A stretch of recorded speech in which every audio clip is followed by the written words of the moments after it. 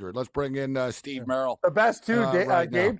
Doug Gilmore's there. He's like, hey, Kucherovs. He's giving him practice feed. Bang, bang, bang. Didn't start yet. He's like, oh, yeah, thanks. Like some of this stuff tonight, it was just like you said it, though.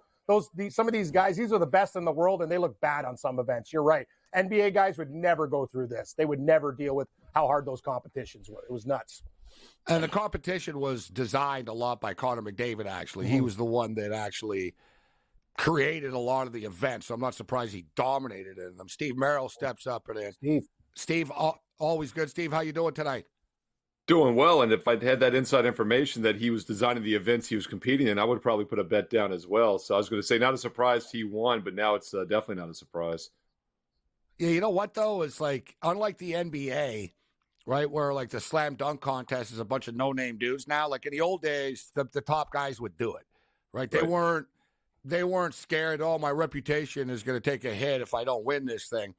The NHL tonight, the skills, it's the first time, it's very NASCAR-ish. They gave $1 million to the winner. Wow. Right? So they've never done that before. And normally they just sort of have a bunch of dudes. They have stars, all-stars that participate, but they had like the top 12 all-stars type thing. You know what I mean? Compete for $1 million in a skills competition. But it was no joke, Steve. Like, there was literally like 10 events, bro. And they were hard. Like, guys were getting tired. Like, yeah, go get the puck on the other end. We're timing you back here. Shoot here. Stop this. Go around this, like Pepsi can. Like that, you know what I mean? Pepsi was the sponsor. They had these Pepsi cans all. Like, it was not easy. And McDavid cruised. But it made me think of $1 million for NASCAR, Steve, the All-Star race, right? And the drivers want to win that million, baby. Well, they got the Clash this Sunday at the Coliseum again. I'm not sure what the payday is on that. It's a non-points race, but there's probably a pretty good payout for the Clash as well, I would think. Yeah, let me see how much it is. They're not racing for free, I'll tell you that. So this has been a fun race here. It's been a success. Their third time back in Los Angeles. I think NASCAR needs to start getting out of the southern bubble more and into, more mainstream media markets. And it's received well. It's been a success. If it wasn't, they wouldn't be going back again. So what do you think about this race, Steve, as NASCAR season is upon us before they start racing for real? Yeah, I'll be honest, I haven't even dug into it yet. It's usually kind of random. We have to see if they're, like you said, that all-star race, a lot of times they'll invert the field for the final 20 laps, the stage racing, kind of a crapshoot. I think these are very difficult to handicap. I'll see if they have some practice time. But I believe it's a little bit like Bristol, isn't it, Gabe? It's a short track. It's banked. So Bristol's probably a pretty good comparison. Well, Martin Truex and Kyle Larson are the favorites along with Kyle Busch. It is a short track. And they do great at Bristol, all three of those guys. So that's probably answering it right there, yeah. Listen, anytime I'm getting 9-1 with Kyle Larson, I'm interested, Steve. Like, just point blank. Last year, he was kind of cursed last year to start the year, right? You know what I mean? He was running well. He just didn't win races. But he did as the year went on. But he's just so damn good. I'll tell you another guy, too, that was about to win, Steve, last year, actually. And things went bad for him late, was Tyler Reddick. He's 20-1. Yeah, and I think those odds tell you right there what we're talking about. Like, the only other time you're going to see that is in a couple weeks at Daytona, right, where everybody is 9 or 10-1 or higher because of the randomness of the restrictor plate tracks. I think the fact that guys like Kyle Larson's 9-1 shows you once again this is kind of a random race. But with that said, the beauty is you can take 4 or 5 guys, and if one of them hits now, you get a nice payday. When Larson's going off at 3-1 or 4-1, it kind of limits what you can do in those races. I'm curious to see how much they're getting. How much do they make? It's not like golf. They don't really show you the purses all the time before. Yeah. All right. Here we go. Here it is. All right. Yeah, it's pretty big. They have a prize pool of $2.85 million. That's good. Yeah, I was going to guess probably about $1 million to the winner. That would have been my over-under, but I don't know. So that would be pretty close probably. Yeah, I always wonder how much those guys keep. They usually keep about half, I think, don't they, Gabe? At least half the drivers. The team gets half. Yeah, exactly. And then you get the sponsor deals and all that other type of stuff. But you're right. That's the whole thing, guys, with NASCAR. It's cool from the sense if you're betting on it, no one's ever mailing it in. It's almost like owning a horse cam. Like, they need to win. Like, these teams, like, it's not like golf. Like, if you know what I mean, where you're going to show up and finish in 38th and make a lot of money. You only really make money if you win. So, like, if you're not winning, it's hard to keep the car out there, Steve, right on the track, like just point blank. Like teams need they're to fighting win. for every position. Point blank. Yeah, they're fighting for 13th and 12th on the final lap. You're going 200 miles an hour. It's kind of like an NFL game. You can't quite mail it in an NFL game. You're going to get your head knocked off, right? You're a hockey game as well. So that's the thing about NASCAR. It's a physical sport, and they're giving it their all. You do have those guys that are 6 laps down that are finishing 38th, but they're never in contention. You're not getting betting odds on them head-to-head anyway. So you're right. The top 10, top 20 guys are going hard every lap. My guy Boris said he used to be sort of a race-by-race guy, right? Like he didn't have the funding, ringer. And if he could. Yeah, exactly, Steve. Road course ringer, great. And his line was, because he was sponsored by Red Bull, and he said, Gabe, sell more cases, run more races. He was like, buy Red Bull and tell him Boris sent you. Like he had a sponsor. That was like him. Sell more cases, race more races. He goes, you got to buy my sponsor, guys. He goes, I don't have money like these. I don't have money like Dale Earnhardt. He goes, you got to support my sponsor. Love it. Well, that's like those 24 hours of Daytona and stuff. A lot of guys will race the Porsche series, guys that are in their 40s that have some money. And the joke there is you take 100,000 to make 5,000 or whatever. You're basically losing every cent you're putting into it. Yeah, like horse racing. Yeah. Yeah, good. True. Invest 10,000 and get 100 back. That's right. Congratulations, you finished in 4th place. Here's your check for 600. Yeah.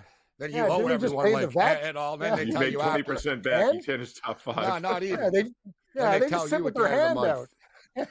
out. Then they tell you at the end of the month you owe them money due to fees, right? Not everybody wins the Kentucky Derby.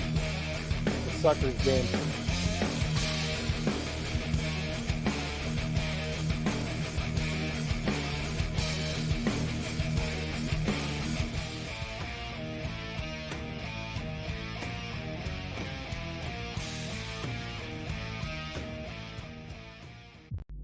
$38-41-30-30. 9 assists, 8 assists, 7 assists, 8 assists. If Jalen Brunson can continue to do this and the Knicks continue to overachieve and play themselves into a top 5 seed in the East, Jalen Brunson should get better consideration for the MVP. It is deserved. Betting above the rim, only on SportsGrid. Quarterback at quarterback. We're going to lay some juice. We're going to have some dog prices, and we're going to go right in the middle. Because I don't know what they're doing. To me, they're in a complete rebuild, Kev. Go run. That's where overbackers on this 51.5 shot. So right now, we saw a little bit more over money, but it's hovering right around. The winner of this game will be the division I don't care if they win, because all we care about is the money, baby. The money. Pro Football Today. It's smarter to be on SportsGrid. The Chargers have the 5th pick in the National Football League draft. There's a lot of different like roads that they could take with this pick. And for the record as well, there's a few sports books out there already that already have next year's Super Bowl numbers up. The Chargers are like 30-1. So there's a lot of work to do. SportsRage Late Night, only on SportsGrid. He feels like he's got unfinished business, right? He won the national championship, did what he said he wanted to do going back to Ann Arbor. And, he coached, I think, with the Raiders as an assistant and then got the job with the Niners and then went to title games, went to Super Bowls, lost to his brother. And I think you're right, unfinished business, go back, try to win a Super Bowl. Pharrell Coast to Coast, only on SportsGrid. One that's been to a sporting event. The atmosphere before a game. I think Game Time Decisions has that same exact atmosphere. This is our arena. This is what we do. There is going to be an energy to Game Time Decisions that you will feel night in and night out. The excitement you get when you lock your bets in, when you're figuring out what you want to do. We can zone in on the biggest games each night. I want this to be the place that people come to before the games start so they feel as ready as possible to lock in their cards. We are going to hit every single one of those markets that you need to know about. We're going to go through every single thing, and I've got a great team behind me that's going to help me get the job done. There is not going to be a better place, I promise you, than Game Time Decisions to get that new information, react to it, and be able to then bet accordingly. We will have everything at our disposal, and we will use that to our advantage. I'm Kevin Walsh. Tune into Game Time Decisions from 6 to 8 p.m. Eastern.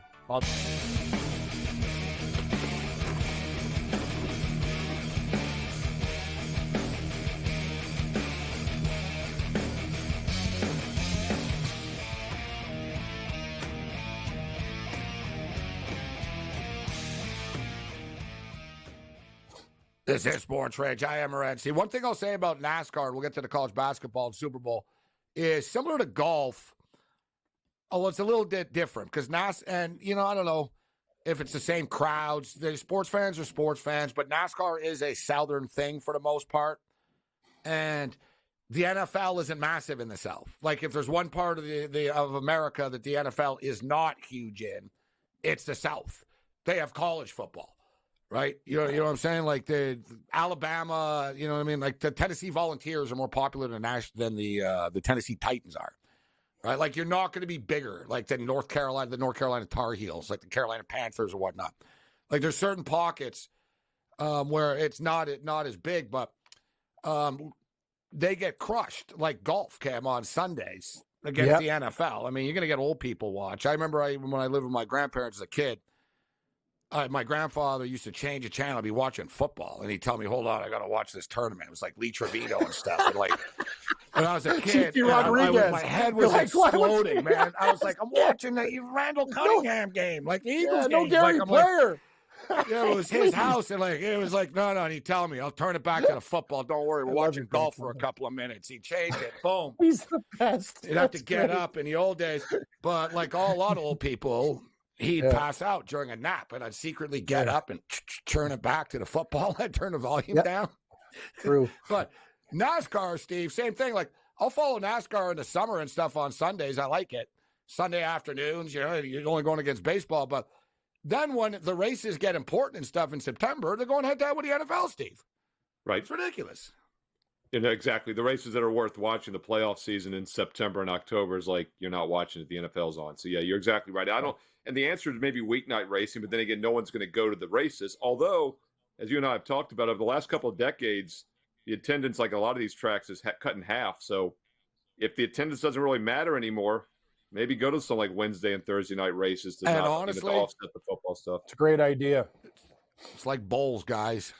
Who cares how many people are there? You're exactly right. I mean, bowl games are empty. Great call. It's TV. Great call, it's TV. Great call. Well, the thing at the golf on Saturday, people were loving it too. The UFC says, Dana White, he goes, I don't care if there's 4,000 people or 400,000 people. If Fox paid us $100 million for content, Bingo. we gave content. You got it. The COVID races like UFC, they came back along with UFC before everybody else, and I'll always be grateful for that. I like NASCAR for that reason. There were no fans there for over a year. So it just depends on how much the TV money is worth. And I would think the networks would want it also because you've got no good sporting events on Tuesday night in October other than MAC football. No, sort of like the college football. You're right. And let's be honest, too. A lot of NASCAR fans are older people that can go on a Wednesday and Thursday to Daytona or something if they wanted. You know what I mean? And get the RV out. And, like, you'll still get a lot of people. Like I said, I'm not NASCAR executive, whatever. But, like, I would just tell them, guys, the product is good. But nothing will ever change unless we change things up a bit. Like, we've got to change things a bit, right? So, but it is what it is. All right, college basketball. We got one game coming up here tonight, guys. I'll throw it to you here, Steve, first. What do you think about San Jose State and Nevada? Nevada are like 11.5 points. The total's 142.5. Yeah, late night action. It's funny. I did the college basketball show earlier today with Rob Vino and with Brian Leonard. And I've been around since the 90s. All three of us have been handicapping for 25 plus years. And Brian Leonard broke down the Princeton game earlier. I was like, back in the day, we would have had 4 games tonight, the 4 Ivy League games. And then Rob came on and did the Ohio State-Iowa game. And I'm like, man, we have some good matchups now. One of the reasons is because the TV networks here, again, have gotten smart. And they've put in some good games on Friday when there's 100-plus games on Saturday. And Fox Sports 1's been doing a nice job of this, and they've got the third game tonight here at 11 Eastern, San Jose State, Nevada. They had Creighton Butler, which is finishing up. Creighton Butler right now is 187.5. That's a good game. 187.5. 187.5 is the in-game total right now. Butler Wow. Creighton.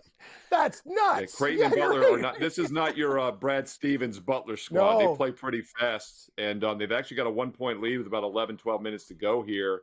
I like Creighton in game here actually as well. I think Creighton will pull ahead. I thought they were worth a look pregame. And I like Nevada in this late game here tonight, laying the double digits. Thin air and altitude. We always talk about that. Nevada 10-1 at home this year, and San Jose State 3-8 away. I think it's a legitimate home court advantage tonight. And, you could play them a full game, maybe second half in game if it's close, because I think they pull away in that second half and win by double digits. This is one of these nightmare situations. I want to jump in on this Butler Creighton game, and my phone is not within reachable distance. I'm looking around. Commercial break. You got to get for those kids, those tethers. You know what I mean? You just bring it back. Yeah, I'm with We you. had those as a kid. You know, Gabe would have been on a tether as a child. That would Yeah, have changed I your life. was. Cam was. Cameron, you get back Sneaking over into here. the arcade. Yeah, come back. I have radar Donkey Kong. senses. One thing I will say though is I hate black phones. Like I want to get like a bright. I don't even care if it's bright Great pink, call. yellow, whatever. I'm with you on that, Gabe, man. I've told Like, people I that for ages. got a black desk here, so I'm looking around, and I've got a black like oftentimes gym I bag. think I can't everything find exactly. it. And then Oh, it's a sometimes nightmare. I'm like, no, there it is. It blended in on my black fridge. It Put a blends in piece with of that everything. like bright yellow neon duct tape on your case or whatever. That's what I need to do too, because I had a red Yeah. case for like 6 years, and I've got a black case now, and I can never find the damn thing either. Need Great something that light. In my glows. mind, I'm thinking, God, I'm like, where is it? It should be here. No, but I it's lose not. it all the time. It's hard to find in seat cushions. You put it on things that blend. Black phones reek. I'm with you. I need like metal. We need different colors, man. Who cares what it looks like? It's a Buy disaster. a thing of yellow duct tape, and we'll share it. Yeah. Mm-hmm. There should be little beepers on there or something too, like the Oh, Phil car you Swift. sort of hit your deep, deep, Yeah. deep, deep. You know what I mean? To find I it. put that app on my. I put that Find My Phone app on my other phone, and it'll beep loud, like when you need it. The problem is you got to have it on another device to set it off. Because if you don't have your phone, you have to have it on like a laptop or something. But that thing works pretty well. Loud. All right, so 187.5 is the total, 69-69. We should note too that Creighton are already in the bonus right now of this game. So there's 11 minutes left, and they're going to be shooting free throws for the rest of the night. Butler are leading right now, 71-69. So this is the first time ever, Steve. It's hard to believe, actually, but it's the first time in college basketball history that we have 4 top 10 matchups in the same weekend. So I'm It's the recording first time since 1994 that there's 3 top 10 matchups on a Saturday, which I find hard to believe. And there's a top 10 matchup on Sunday, the Purdue-Wisconsin game. So that makes it the first time ever in college basketball history that there's 4 top 10 games in the same weekend. Yeah, Gabe, I'm doing right after the show here, I'm going to record my top 25 video for Wager Talk TV, and I was going to try to knock it out earlier this evening, and I was going down the schedule list, and at the first half of the schedule, there were no top 25 matchups, and I knew there was the Purdue-Wisconsin game on Sunday. I was going to include that. I'm thinking, man, there might not be any head-to-head top 25 matchups, and then boom, boom, boom, boom, I saw them all, because the first one is until 4 o'clock Eastern tomorrow, Kansas-Houston, who by my records haven't played in at least the past decade head-to-head. And then we got Duke, North Carolina right after that around 6:30 Eastern. And then, boom, was it Iowa State, Baylor, Tennessee, Kentucky. Yeah, you're right. Some incredible matchups tomorrow on Saturday. And I've actually been doing some prep work on them right now. We're going to knock that video out after this. But it's a very deep card this weekend in college hoops. So what do you think of the Duke and North Carolina game as we hit to back? For the record right now, the Houston Cougars are 2-point favorites, just for the record, against Kansas. In this game. Ever so rare you're ever going to see the Jayhawks as home court favorites, Steve. Yeah, I mean, Houston, once again, the most efficient defense in all the rankings and metrics you look at. They always do a great job. And the big thing in this game, is obviously the tempo. They play extremely slow half-court basketball. Kansas is more comfortable playing fast. But I really think home court is worth something here. And Houston, the better team, the slow-down team, but home teams normally dictate tempo better. So it is really strange to see the Jayhawks as the home dog. It's pretty tempting on the surface. North Carolina are 4-point favorites at home against Duke. The total's 151.5. I'm a big fan of betting the over of this rivalry all the time, especially when it's at Chapel Hill, too. Yes. Once again, tempo obviously is something we look at with both these teams. North Carolina always likes to play fast, and Duke will run with them. But here's what's amazing about North Carolina. if you look at the efficiency ratings right now, they're the 4th best defense in the country out of 362 teams. That's not something we've seen in years past. So that's why they might give me a little pause on that over-under. I do agree. I think both offenses are solid. The pace will be fast. But North Carolina is sneaky good on defense this year. Tennessee, 1.5-point road favorites at Kentucky. Yeah, another situation where you have a live dog. I kind of lean towards all the home teams in these top 10 matchups. Tennessee, it's interesting, Gabe. 2 best defensive teams by efficiency ratings, Houston and Tennessee this year. And they're both slight road favorites. But yeah, dude, the total's 160 here, Steve. They're not going to get there. And I'm an over-better. That's too high. In a battle of like a game like this, dude, I just bet on South Carolina to beat on Tennessee. I took them plus the 14. I know South Carolina played a slower game. It was 63-59. But don't you think this total, you need a clean ride to get to 161? Look at the last Kentucky game earlier in the week. There was like the total was 160. It got nowhere near there. Or just look at the 2 games last year. They played in January and February last season. We got to 119 and 120 in the 2 games, and the totals were 132 in both games. So once again, they went under by double digits last year both times. All right, Steve, we got about 2 minutes here. What do you think about, you have any early Super Bowl props for us? This is the last time we're going to speak. We're going to be on the road next week. So do you like, what catches your eye in the Super Bowl? Yeah, I saw Rob and Teddy and I actually did the NBA show today on Wager Talk TV. And Rob said he'd be on later tonight with you. And I told him I would as well. And Teddy said he has a 2-hour session booked with you next week in Vegas. So I forgot you guys were heading that way. Yeah, that's right. Me and Teddy reunited on Monday. A 2-hour session. That's great. A session. Amazing. And he sounded excited about it, Gabe. Not to say that it wasn't like he wasn't pouting. He sounded excited about it. So. It wasn't a bad 2-hour session.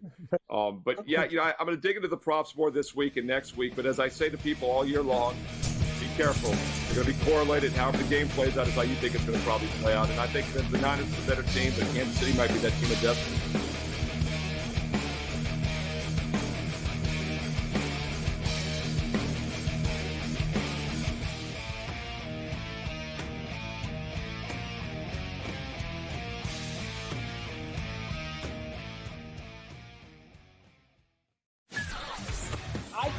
Thought that Mike would maybe go in a different direction or at least listen to some people with some different ideas. If you were going to retain Mike Tomlin as coach, and I believe with both feet that you shouldn't let him really anywhere near this hire.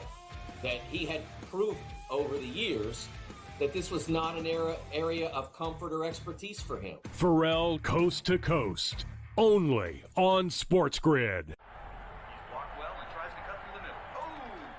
Your gut says Miami is going to win, and you should take the over. Your gut also said your NFT selfies would only go up in value. They didn't. But your head is on SportsGrid and knows the QB is in concussion protocol. The backup has a 45 QBR against the zone coverage. The New York D has the most sacks in the league. So yeah, trust your head. It's smarter to be on SportsGrid.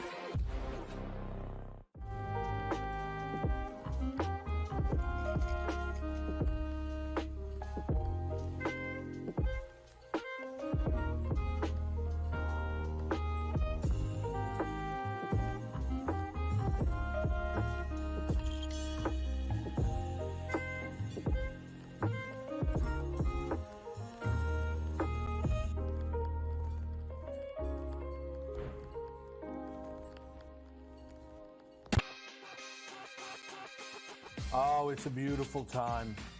NBA players are going wild. If I had to guess, a lot of people are going to get real angry. No defense, no defense, no defense. See, I want people to understand this, okay? Because we're always honest.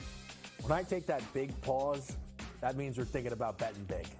Game time decisions, only on SportsGrid. It's smarter to be on SportsGrid, your 24/7 sports wagering network.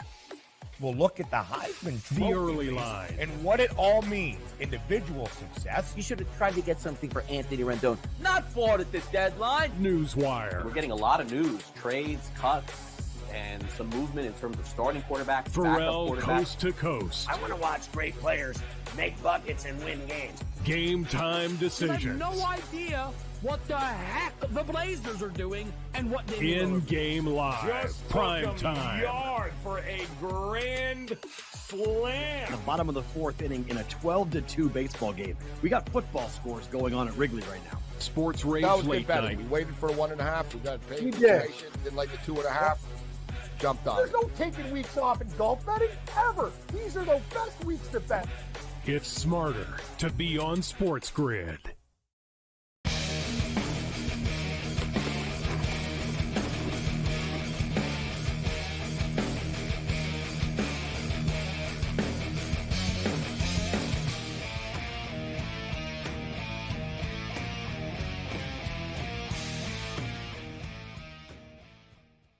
Let's roll this. It's SportsRage. I am Morency.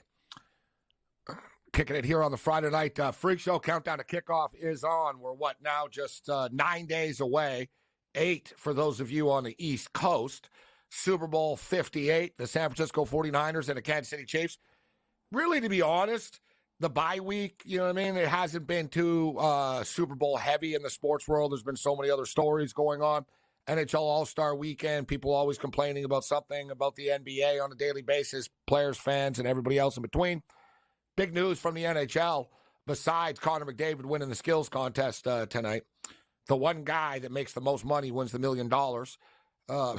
But the other big news, the NHL players will be returning to the Olympics in 2026. They've agreed to terms to play in the next 2 Olympic Games, 2026 and 2030, which is super cool. 2026 is in Italy. So they're going back to Italy, and we're going to get the world's best versus the best. And Olympic hockey with the NHL players really has been like the best hockey that's been played, actually, right? We haven't seen it in 12 years, essentially, in the last 2 Olympics. But for those of you that haven't, it is just over the top good. And this is going to be like the best tournament of all hockey tournaments, because the rest of the world, it used to be sort of Canada and everybody else. It's not that anymore. Like Sweden could win, Finland could win, the U.S. could win, Canada could win, right? Like hell, the Czech Republic could win. Everybody is going to be stacked and loaded in this tournament. Speaking of stacked and loaded, let's bring in Mick Ossie before he gets loaded. That's why we had to bring him on early tonight. What's going on, Mick? Before he gets loaded. Good. Olympic hockey is awesome, especially when it's played in non-America or Canada, because the ice surface is bigger, as you know, and it's more of an entertaining game. But yeah, love Olympic hockey. I grew up watching it when I was a kid in Australia, so good on Bettman. He finally done something right, eh? Yeah, you know what? If we're going to criticize him, you got to tip your cap to them. The players wanted to do it the last Olympics, and it wasn't just Bettman. Bettman works in conjunction with the owners. The owners didn't want to do it. There's a lot, basically it always comes down to money, right? And what it really came down to is insurance. Who's going to pay? And I understand NHL owners, like, not wanting their players getting hurt in the middle of the season. Like, I sort of get it. Like, if you look at the NBA is in the off season, right? It's the summertime. So it doesn't, the teams don't like it, but it's not on their dime. It's not on, you're not on the clock for them then, right? That's what they don't like about it. I've always said they should just play hockey in the Summer Olympics. Problem solved. You don't have to shut down the NHL. You play in the summer and whatever. Hockey's not a winter sport anyways. I mean, seriously, when do they give the Stanley Cup, Cam? In late June. It's pretty hot outside. Summertime. Yep. Exactly. And they got the best ice guys in the world. You can make ice anywhere, man. It doesn't matter what the temperature is. You can figure it out. Come on. Let's go. But it's like the NBA. The NBA and the NHL plays at the exact same time in the regular season, right? But they're deemed like a summer sport. So whatever, dude. If you played it anyways, like all the great hockey tournaments in the past have been in August and stuff. So you could do it in the summer. It would be revolutionary, but the Olympic Committee didn't want to do that. The NHL was open to that actually before. But it was the Olympic Committee that was like, no, we're not taking hockey out of the damn Olympic Games, the winter games, and putting it in the summer games just because you guys want to do it. But nevertheless, so Mick, what do you got for us? First things first, what's it like in Edmonton right now? You guys planning your Stanley Cup parade because you've won 16 games in a row now? Hey, we're not like those stinky Leafs fans that win one preseason game and think they've won the Stanley Cup. No, people here are pretty cool. They're very happy, obviously, and they can equal the record, I believe, against Vegas, but that's a tough game. So 16 in a row, that's pretty amazing, especially when, fair few goals in hockey tend to be fluky and you can win or lose 1-0. So very impressive, absolutely. Real, especially after the rough start they had. Wow, it was terrible there for a while here. No, I hope, listen, I hope it's going to be a fun spring in Winnipeg, in Vancouver, and in Edmonton, and in Toronto. Hopefully all these teams are able to do well in the playoffs. But I said this last night, Cam, and I stand by it. I'll be in Vegas on Tuesday night as the Edmonton Oilers and Vegas Golden Knights play, and I think Vegas is going to end the streak. I think the All-Star break is going to, you know what I mean? They're coming out. The Vegas Golden Knights didn't have the best first half of the season, but wasn't terrible. They're still really good. But I think the Knights will start to dial it up a little bit. Like, you know what I mean, Cam? This is a big game coming out of the break. Oilers on a 16-game win streak. It's in Vegas. The Vegas Golden Knights are going to want to remind the Oilers, we're the champions, not you.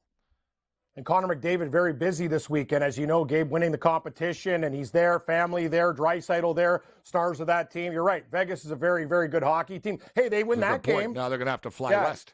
Well, you saw him. So, these guys are not just doing like interviews and stuff. He was on the ice tonight. You saw some of the competition. Another thing, too, they win that game, Edmonton, then they got Anaheim. Then they probably will beat the streak. But, it should be a great game against Vegas. And then they get the LA Kings. Okay, Mick. What do you got for us for the Super Bowl? What's your excitement factor for this game? You looking forward to this one? Yes, kind of tough absolutely. as a Bronco fan. You got to be pulling for San Francisco.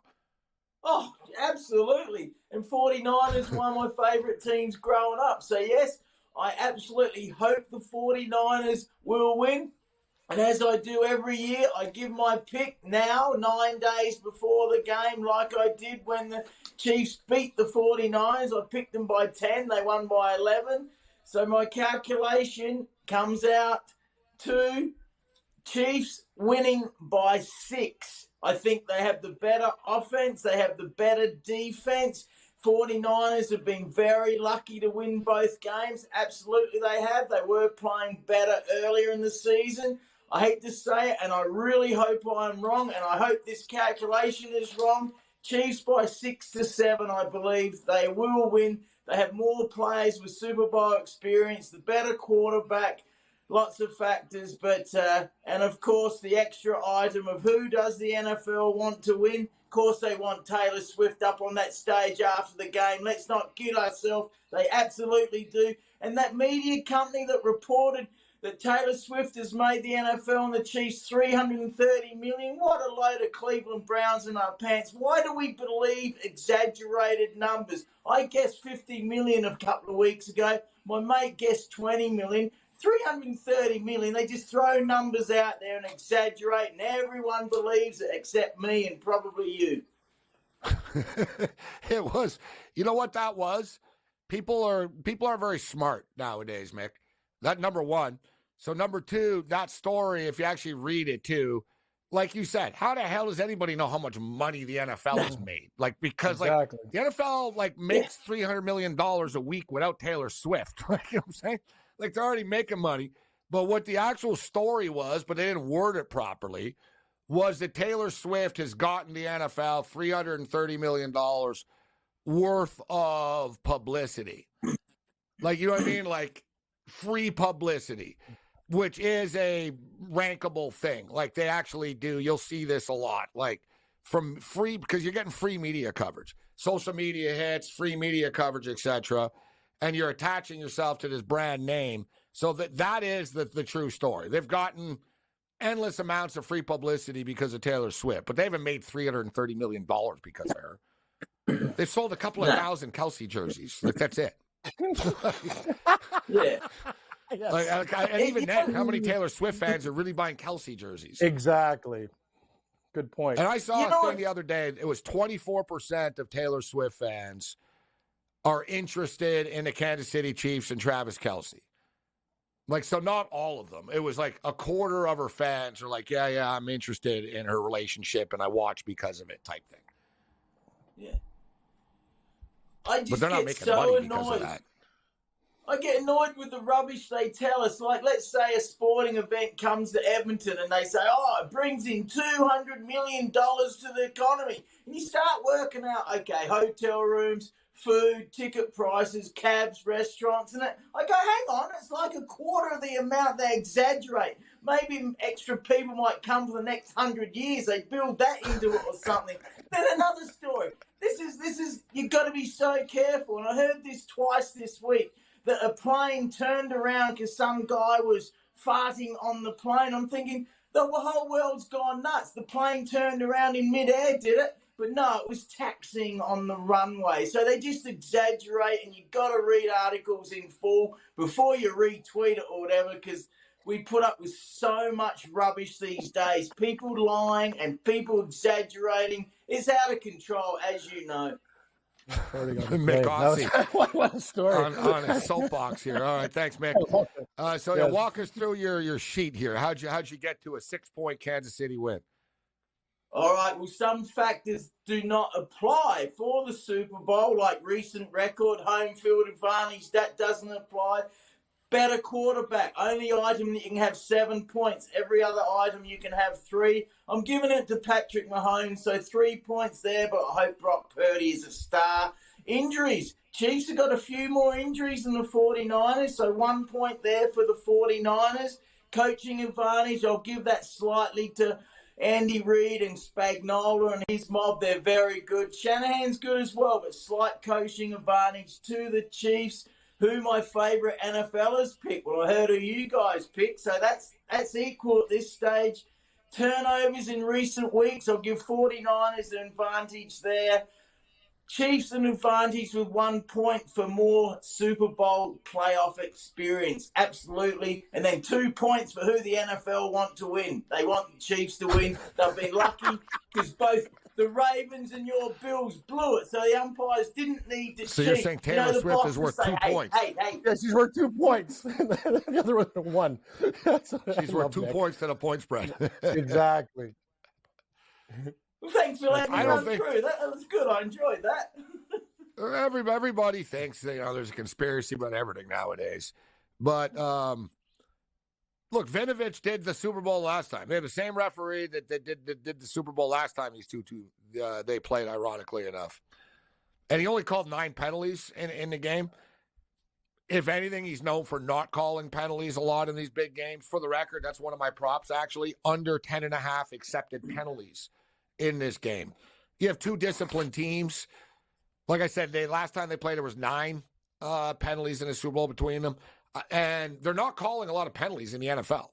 Like, unless you do something stupid like Baltimore did last week 5 times in a row and start punching people in the face and stuff in front of the ref, they're not going to call it, right? They don't call pass interference much. They haven't even in the regular season in the last, 2 months of the season. So that's one of the props I do like a lot. Under 10.5 penalties. No one's going to give you that one. You know what an octopus is? What's that? Cam? Octopus. What okay? What's an octopus? Will there be an octopus in the Super Bowl? This is a new one they're adding to the market. Okay. 8. What is it? And there's only been one. It's only happened once in the Super Bowl ever. It actually freaking happened last year. It's 13-1. An octopus is the same player scores the touchdown and then gets the 2-point convert after. Ooh, I like that. Jalen Hurts did it last year in the Super Bowl.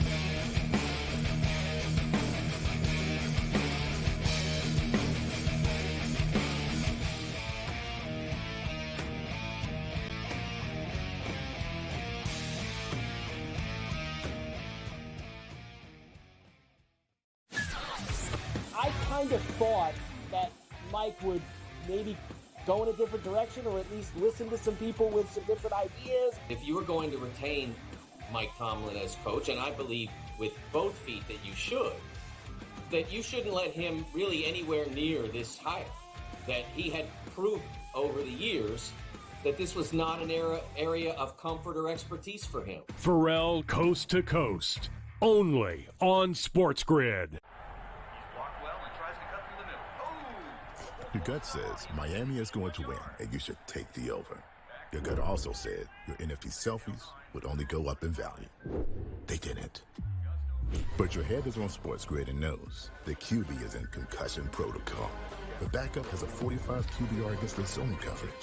The New York D has the most sacks in the league. So yeah, trust your head. It's smarter to be on SportsGrid.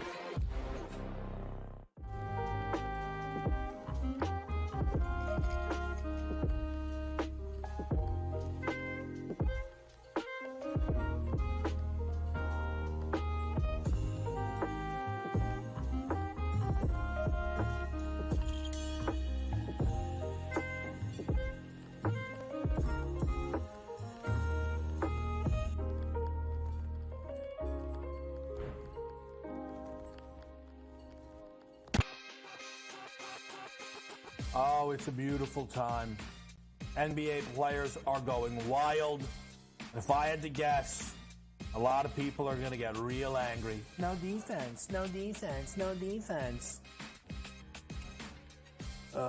See, I want people to understand this, okay? Because we're always honest. When I take that big pause, that means we're thinking about betting big. Game time decisions, only on SportsGrid.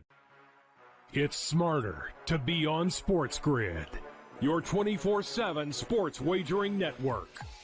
Well, look at the Heisman Trophy. The early line. And what it all means. Individual success. You should have tried to get something for Anthony Rendon. Not bought at the deadline. Newswire. We're getting a lot of news, trades, cuts, and some movement in terms of starting quarterbacks, Pharrell backup quarterbacks. Coast to Coast. I want to watch great players make buckets and win games. Game time I decisions. have no idea what the heck the Blazers are doing and what they In-game live. Just Prime took 'em time. yard for a grand slam. The bottom of the fourth inning in a 12-2 baseball game. We got football scores going on at Wrigley right now. SportsRage That was late good betting. night. We waited for 1.5. We got paid. We did. Didn't like the 2.5. Jumped on There's it. no taking weeks off in golf betting ever. These are the best weeks to bet. It's smarter to be on SportsGrid.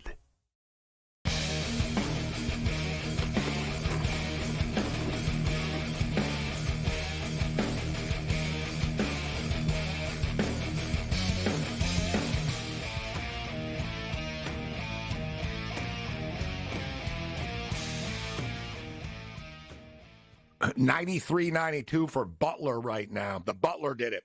93-92 over Creighton. 150 and counting left in this basketball game. They just scored again, 95-92.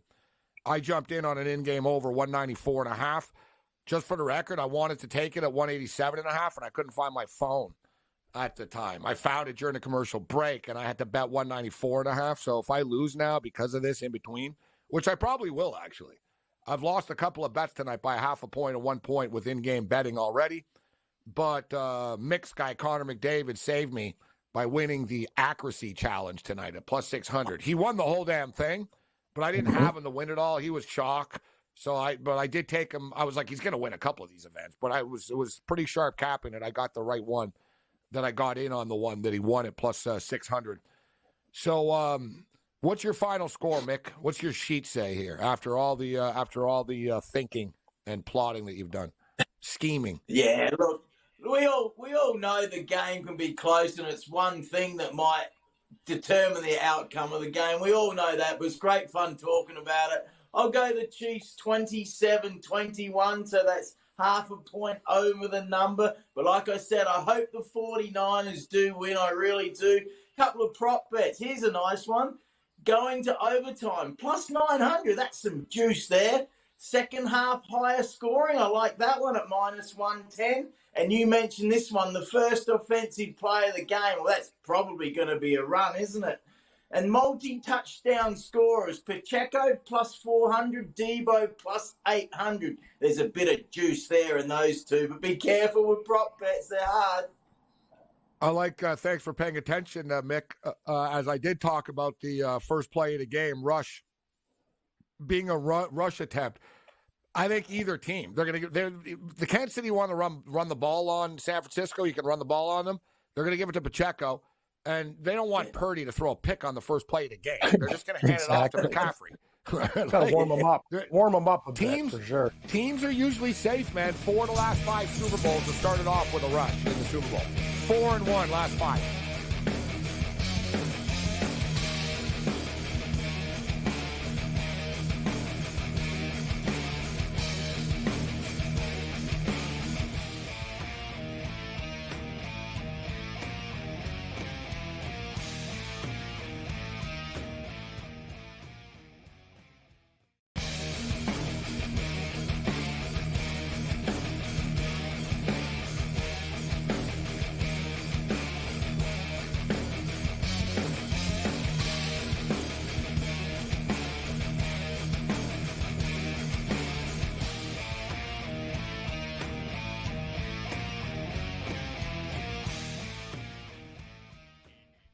This is Sports Rage. I am Morency. Level 2 has begun. The SportsGrid radio and television networks. Good stuff with Mick. I like how we dropped some props on the way out. So I've been talking about this one. First play of the game. So whatever team, doesn't matter, whatever team gets the ball first, are they going to throw the ball? Or are they going to run the ball with the first play of the game? I think they're going to run the ball. And you're getting plus money with this as well. You're getting plus 130 for this bet. 4 of the last 5 Super Bowls, the first play from scrimmage has been a running play. As I talked about, I expect San Francisco to give the ball to McCaffrey with their first play, and I expect Kansas City to give the ball to Pacheco with the first play, and or whatever, or is one of these coaches going to think outside the box and say, you know what? And it wouldn't shock me. And if you're Shanahan, maybe he'd be the one to do it, where he's going to think, they're going to think, you know what? Let's go deep to Samuel on the first, or Ayuk on the first damn play of the game here. Let's try to catch him off guard and just have Purdy throw a 60-yard bomb here to surprise him. It's rare that it happened. You need, what's actually, I was going to say, the only time I can think about it really happening was San Francisco. They did it to the San Diego Chargers. It was the second play of the game. They ran the ball in the first play, and then the second play of the game, they hit Jerry Rice for like a 70-yard bomb. And it was game, set, match. Let's bring in Joe Madden right now. Joe, good to see you. How you doing tonight? I'm doing good. I like where you're going with that deep bomb from Purdy. If they get the ball first, I definitely could see Shanahan pulling that out. I have to look at the odds on that, unless you have them, Gabe, because I think you're going to get some pretty good plus money on that big bomb on that first play. I like it. They've got to come out and surprise KC right out of the gate. They can't play it safe in this game. I really think Shanahan up against Andy Reid, this is going to be a hard chess battle out there for him. He's got to shake it up to start this game off. The last 2 games, too, guys, they can't, like that. That's you go down like that to Kansas City, stick a fork in them. We're done. They got lucky against the Packers. You got lucky against the Lions because Campbell's calls and some of the other hey, the Lions got unlucky too, and Green Bay was in that game the whole damn time, Morency. Like, San Francisco can't go down. They gotta come out and not get down like more than like a possession against these guys, or they're gonna be big trouble for the Niners. Big trouble. Shout out to everyone joining us on Sirius XM Channel 159. There's no doubt. I expect Kansas City to score first, actually, in this game. And this is another prop that I play. I played it last year, where Philadelphia scored the first touchdown of the game, Joe, but Kansas City went on to win the game. And, people always just sort of assume that the team that wins first is the score first going to win. Not in the Super Bowl. 5 of the last 7 Super Bowls, the team that scored first lost the Super Bowl. So scoring first isn't the be-all, end-all in the Super Bowl. Scoring last is, even though the last 2 Super Bowls, the team that scored last didn't win. So you can go crazy overthinking these things. But before we get to that, how did you do with the NHL skills competition tonight, Joe? Oh, I'm glad I didn't go big on the skills competition. I really did think Nathan McKinnon was going to be able to take it all. I was shocked it was Connor McDavid, but how shocked was I at the end of the day when I really thought back on it? I looked at him in some of those competitions and how well he did out there on the ice. That accuracy competition, he was just flying through. So not as great as I wanted to do, honestly, Gabe, out there. But it was fun to watch, and I love how they've changed it for this year, and I think it flowed a lot better. Cam, did you bet on this stuff tonight? Yeah, I hit the same thing as you. I had a couple McDavid's, Gabe, but I also was wrong. I had Barzell in the fastest skating. I played a few games. I didn't play everything. I didn't have Connor McDavid to win. I took a leaf like an absolute moron, like I'll do for MVP in the game. But yeah, Connor McDavid's too good. Like he's just one of those guys. He does everything well, and like even in the speed competition, you saw him. Even though he beat Barzell by like 1/100th of a second or whatever it is, this guy just every single thing he does is precision. He's just beautiful hockey player. The guy's amazing. It was super impressive, and it was unbelievable, Joe.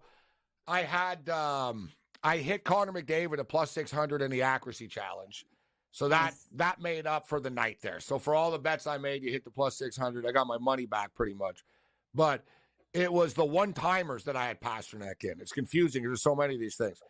I don't know what the hell happened. He won. We all celebrated on Twitter, and then they took it away. And I didn't see them take it away. I changed the channel. I stepped out.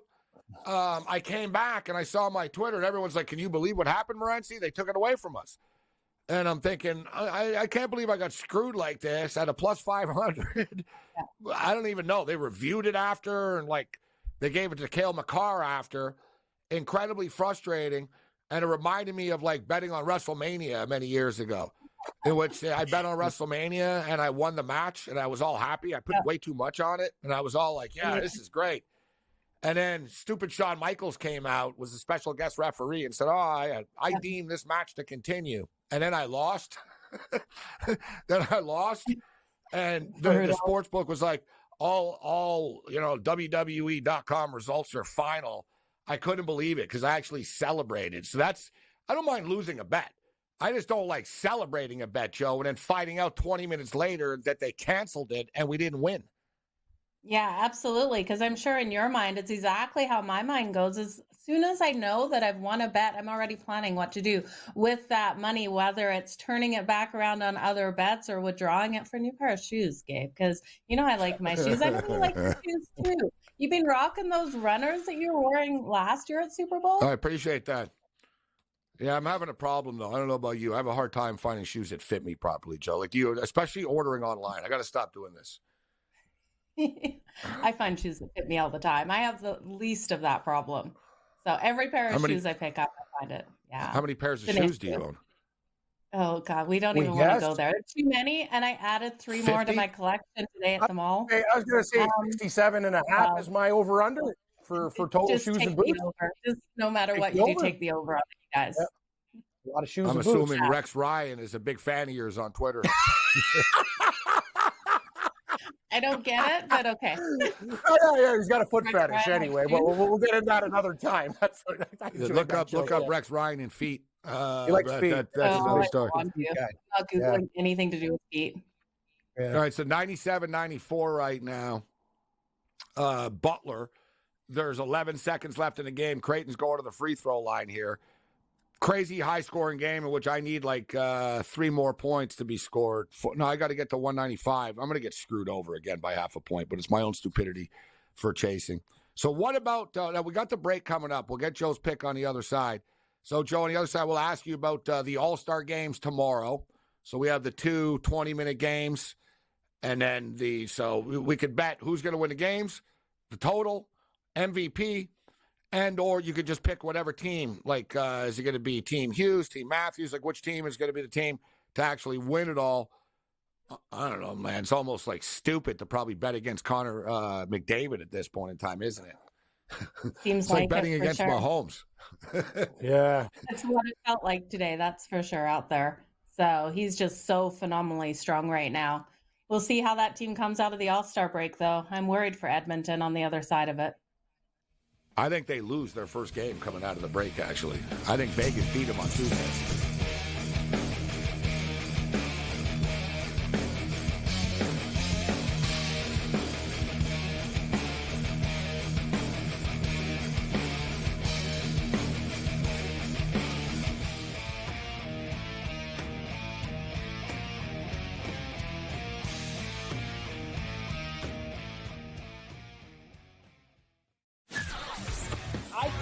Thought that Mike would maybe go in a different direction or at least listen to some people with some different ideas. If you were going to retain Mike Tomlin as coach, and I believe with both feet that you shouldn't let him really anywhere near this hire. That he had proved over the years that this was not an area of comfort or expertise for him. Pharrell Coast to Coast, only on SportsGrid. Your gut says Miami is going to win, and you should take the over. Your gut also said your NFT selfies would only go up in value. They didn't.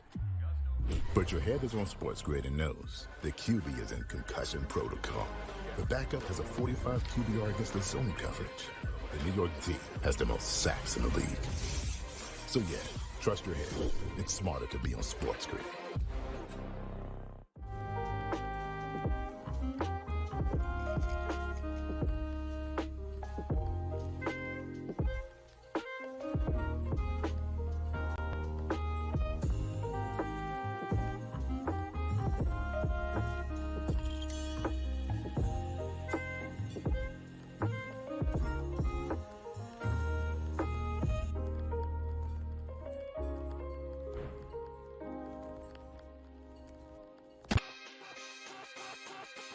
Oh, it's a beautiful time. NBA players are going wild. If I had to guess, a lot of people are going to get real angry. No defense, no defense, no defense. See, I want people to understand this, okay? Because we're always honest. When I take that big pause, that means we're thinking about betting big.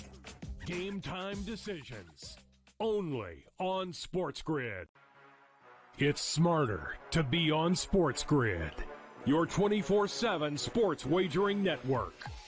We'll look at the Heisman Trophy The early race line. and what it all means. Individual success. You should have tried to get something for Anthony Rendon. Not bought at the deadline. Newswire. We're getting a lot of news, trades, cuts, and some movement in terms of starting quarterback, backup Pharrell quarterback. Coast to Coast. I want to watch great players make buckets and win games. Game time You decisions. have no idea what the heck the Blazers are doing and what they In-game live. Just Prime took 'em time. yard for a grand slam. The bottom of the fourth inning in a 12-2 baseball game. We got football scores going on at Wrigley right now. SportsRage That was good late betting. night. We waited for 1.5. We got paid We did. information. Didn't like the 2.5.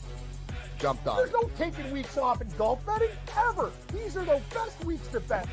It's smarter to be on SportsGrid.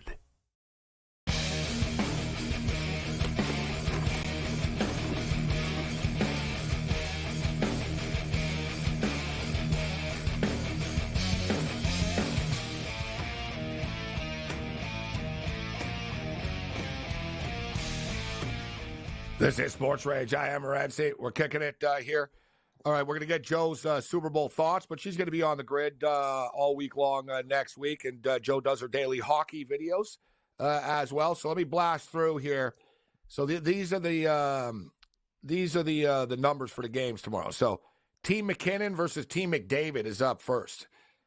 Pretty heavyweight tilt here matchup between two buddies too, Team McKinnon and Team David. So Connor McDavid and Nate McKinnon going head to head, and Team McKinnon is Nate McKinnon, his Colorado teammate Cale Makar, Sidney Crosby, Georgiev, Kaprizov, Aho, Tom Wilson, Swayman, Conachi, Lindholm, and Bjorkstad. That's Team McKinnon. So Team McDavid is Connor McDavid, Leon Draisaitl, Connor Hellebuck, David Pasternak, Rasmus Dahlin, Robert Thomas, Simon Reinhart, Sergei Bobrovsky, Boone Jenner, my boy Nick Suzuki, and Thomas Hertl. Cam, which team do you like better? I like Team McKinnon better. I just think there's a lot of underrated players on that team. Right now on my FanDuel on Terror, they're laying $120. Team McDavid's minus 105, total 11.5. But I have a lean to Team McDavid in this game.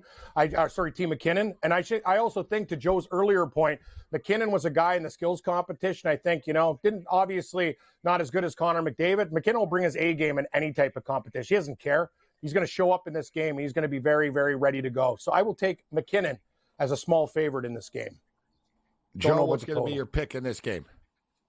I completely understand why going with Team McKinnon here because he's so competitive out there on the ice. They also have Tate McRae as their celebrity star versus the McDavid team with Arnett in there. But I Is do she a think friend of I've yours? got Do you to hang go. out with her in Calgary? She's from Calgary, right? I adore the girl. I adore the girl. She's coming to Calgary for Stampede, hoping to meet up with her there. So that will be a lot of fun. But no, Team McDavid, I think, can get it done. I just look at the goaltending here with Georgiev in net. I don't trust him against a team that has Pasternak and Connor McDavid on the same team. I think they're going to find the back of his net a lot in this one. I think, personally, I like Team McDavid more in an all-star setting. If we were playing real hockey, it would be a load to deal with McKinnon and Crosby and these guys and Tom Wilson. But what's Tom Wilson going to bring for you in an all-star game? Like, he can't beat anybody up. He can't take somebody's head off. He can't hit anybody. Lindholm, same thing. He's a grinder, good player. Bjorkstrand, like, they don't have the same type of flash to me when on a 3-on-3 setting, when things start getting, like, lit up here. Connor McDavid, Draisaitl, Pasternak, Dahlin can freaking rip it and tee it up, man. Boone Jenner is a stud. Reinhardt's a stud. Nick Suzuki, right? Like, Nick Suzuki's kind of the biggest grinder on this team, right? Like, it's all skill, which I think he did a good job here. I'm going to go Team McDavid, and as much as it pains me to say this, I can't pick totals in all-star games. I'm done. I'm tapping out. I'm only picking Team McDavid in this game. So give me Team McDavid. In the other game, it's Team Matthews versus Team Hughes. Now you got the young teams going head-to-head here. So Team Hughes is Quinn Hughes of the Canucks, Pettersson of the Canucks, Kucherov Tampa, Demko of the Canucks, Kyle Connor of the Jets, Brady Tkachuk of the Sens, Jesper Bratt Devils, Cam Talbot Kings, Brock Besser Canucks, JT Miller Canucks, Frank Vetrano Anaheim Ducks. So it's basically the Vancouver Canucks with Kyle Connor and Brady Tkachuk. And Vetrano. Let's call it out for what it is. And it is, Cam. It's like you got 5 Canucks and a couple other dudes, right? Mm-hmm. Team Matthews is Austin Matthews, Morgan Riley, William Nylander, and Mitchell Marner. So it's Team Leafs versus Team Canucks. Jake Ottinger, Clayton Keller, Matthew Barzal, Shesterkin, Flip Forsberg, DeBrincat, and Trocheck. I tell you what, Team Matthews is freaking stacked, Joe. They are. It's so stacked. It is. They're a good all-star thing. And you got a bunch of teammates that know each other. But you can say the same thing about the Canucks. So you can have guys on the ice, which, you know what? This is the game to take the over in because you have so many players that play together, right? So when they're 3-on-3, it's going to be like being on a power play as opposed to some of these other dudes. Oh, I don't know where to, do you like it on the right side, the left side? Like, it's something to think about. There's going to be goal galore in this game. I wouldn't want to be a goalie in this one, Team Matthews and Team Hughes. I'll tell you that.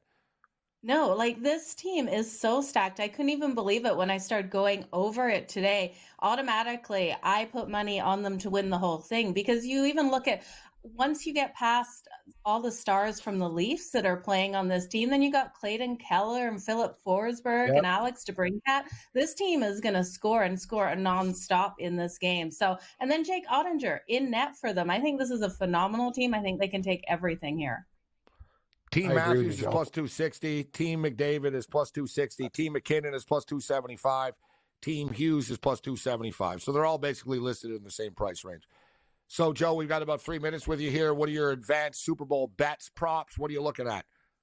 Yeah, I'm so excited for the Super Bowl. I can hardly wait, except I really don't want the season to be over. When I look at this, I do think I still can't go against Kansas City Chiefs. We talked earlier in the week. I'm going to take KC straight up on the money line. When you start looking at everything, this defense has really turned into a defense that I can trust in. And I do think the 49ers will have success out there, but it's Kansas City and Patrick Mahomes. And while I want the 49ers to win, I just can't put my money on them. So I'm going to take Kansas City on the money line, and then I'm going to look at some props here. I still do think Brock Purdy will have a strong showing with his legs. I'm going to take him over that 11.5 rushing yards. The number really hasn't moved, and I still think it's too light. I'm also going to look at George Kittle for over on his receiving yards. And I know here that the defense is really going to show up in this one. But I think we look at George Kittle and the lack of success he had last week in that game versus the Lions. And I think here versus the Chiefs, he finds a way to go over those receiving yards. That's coming in at 48.5. When we look at him versus the Kansas City Chiefs in his career, he's only played 2 games versus them. In those 2 games, he had 11 catches for 177 total yards and 1 touchdown. So I do think in this one, he easily hits into those 70s like we normally see George Kittle be able to do. So I'm looking for success out of him. I'm also looking at a couple of these defensive players to be able to get the sack. Here for the 49ers, I'm going to rely on Nick Bosa to get the sack. Now you're laying juice at minus 136, but I still think it's worth it in here for him to be able to do this. 10.5 sacks on the season. He had 2 last week versus the Lions, and last week, KC did allow Patrick Mahomes to be sacked twice. So I do expect this one to be a game in which we see Nick Bosa break through. And then you got to look at the other side. Chris Jones, you're laying juice again at minus 138. But again, I think he will break through the offensive line of the 49ers and be able to get to him. Taking one of these guys for the first touchdown for their team, I also like as well for a little bit. You're looking at Nick Bosa for the first sack for the San Francisco 49ers at plus 180, and Chris Jones for the first sack for the Kansas City Chiefs at plus 330. First sack props. Good job. I like where you're going with George Kittle. His numbers are kind of light because his numbers have been a little lighter, but it doesn't mean that he won't go off in this game, right? Just because he didn't go off in a couple of other games. I mean, he had 11 touchdowns last year. I think that he's a good touchdown prop player.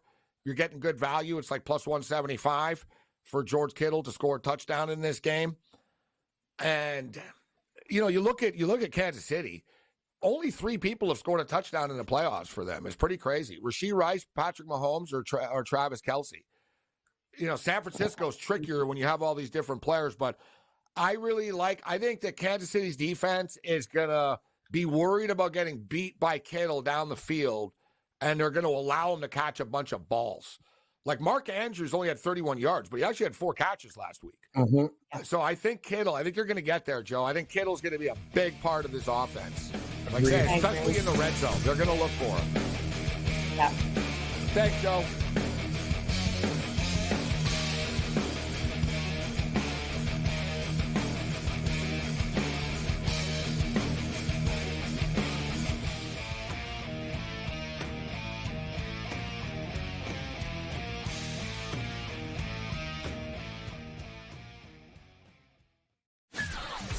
I kind of thought that Mike would maybe go in a different direction, or at least listen to some people with some different ideas. If you were going to retain Mike Tomlin as coach, and I believe with both feet that you shouldn't let him really anywhere near this hire. That he had proved over the years that this was not an area of comfort or expertise for him. Pharrell Coast to Coast, only on SportsGrid. Your gut says Miami is going to win, and you should take the over. Your gut also said your NFT selfies would only go up in value. They didn't. But your head is on SportsGrid and knows the QB is in concussion protocol. The backup has a 45 QBR against the zone coverage. The New York team has the most sacks in the league. So yeah, trust your head. It's smarter to be on SportsGrid.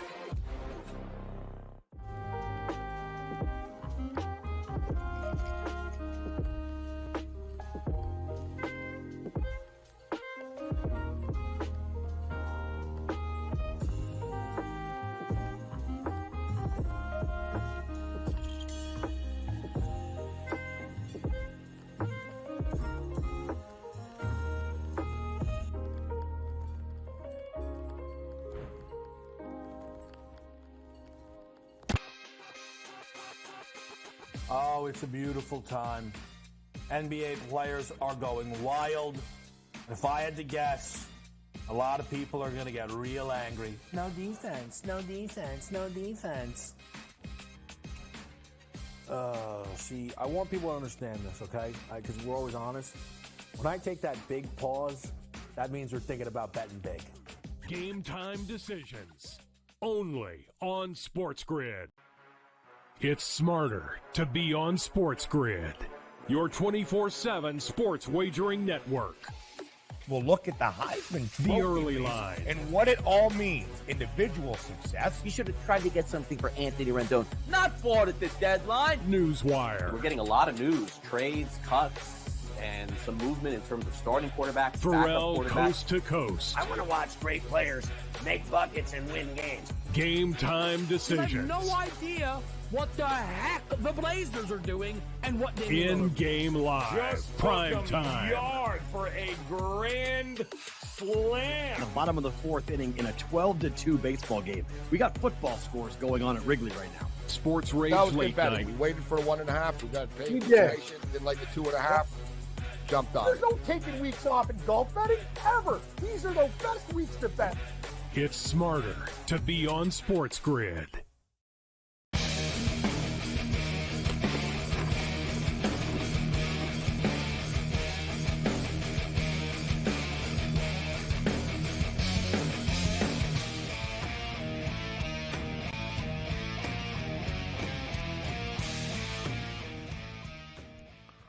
This is Sports Rage. I am Morency. Let's do this thing. The SportsGrid radio and television networks. Let's bring in Rob Vino. RobVinoSports.com, WagerTalk.com. A lot of stuff to get to. A wild finish tonight, a wild basketball game, guys. Butler gets the 99-98 win on the road against Creighton, Rob. Game obviously went over the number. And being the DGen that I am, we were sitting here live on the show, and Steve Merrill was on with us about an hour ago. This was about an hour ago. And it was 187.5 in-game total. And I said, I want to get in on this, 187.5 now. I said, they're already in the bonus, and there's like 12 minutes left or something. And I didn't have my damn phone. In this stupid era now, you can't bet on your laptop like you could in the old days, right? Mm-hmm. You're going to get geo-blocked. So I couldn't find my phone, and it was like 7 minutes left in the segment. So I bit the bullet. I was like, all right, I'll deal with this when we go to a commercial break. We went to the break. I got 194.5, and I was like, oh. If I lose this bet in between 187.5 and 194.5, I'm going to smash this phone.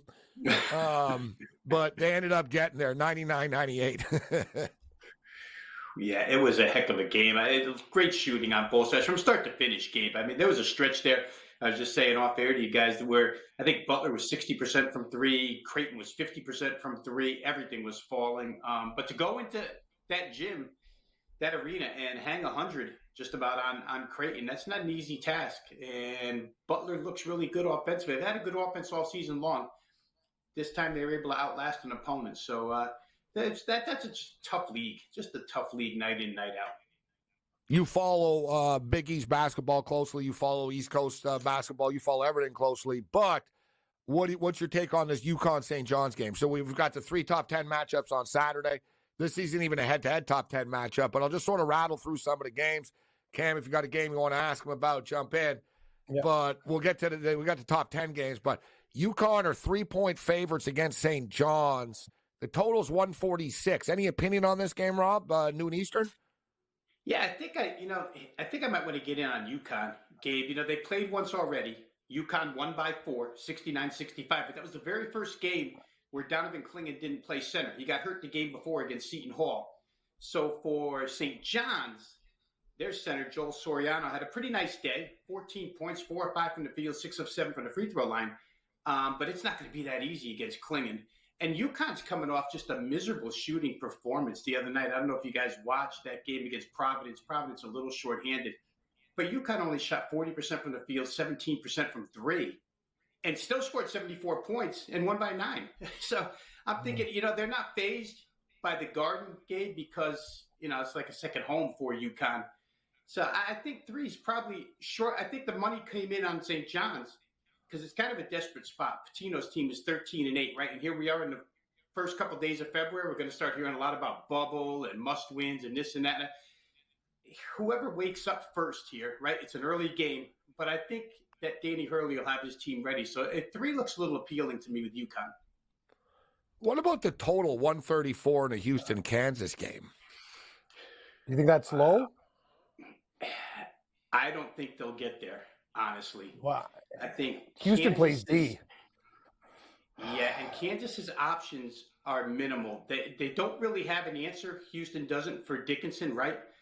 But they can line up against McCullough. and maybe stop him. And Kansas is kind of a two-trick pony on offense. And after that, there's not a lot. So I do think Houston can probably contain them. They had a big win this week. What was it, against Texas Monday night? I think they played Texas and snuck that game out in overtime. Yeah. But boy, defense does travel, and that's a lot of time off from Monday to Saturday. But that total, Rob, was 130.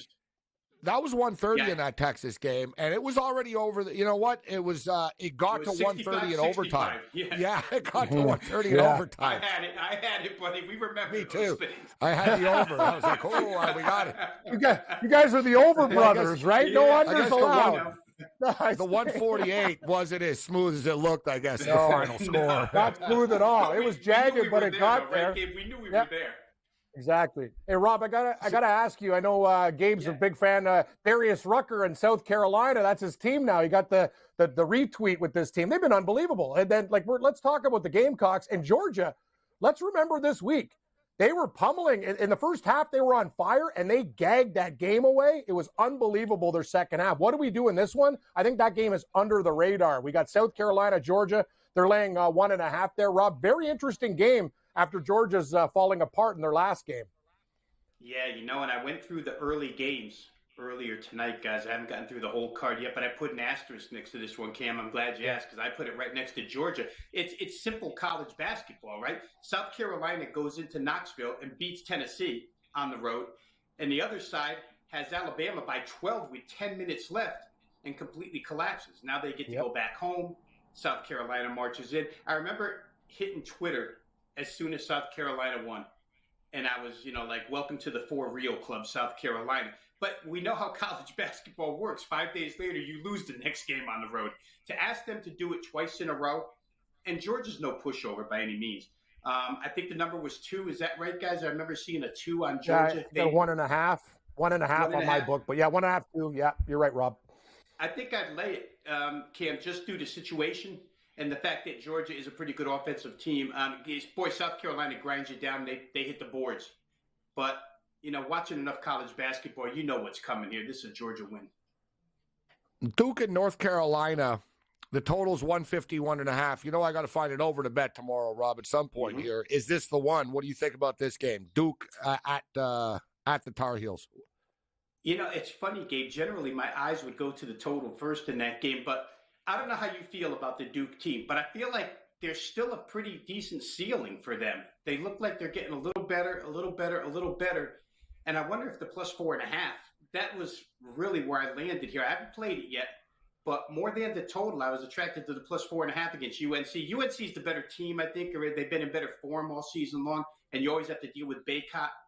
But, boy, Duke's got some offense to them when they get rolling out. It just as I watch them, I think that they're going to have a pretty big February, so I might get to the underdog plus the points here. I'm going to get there with the over.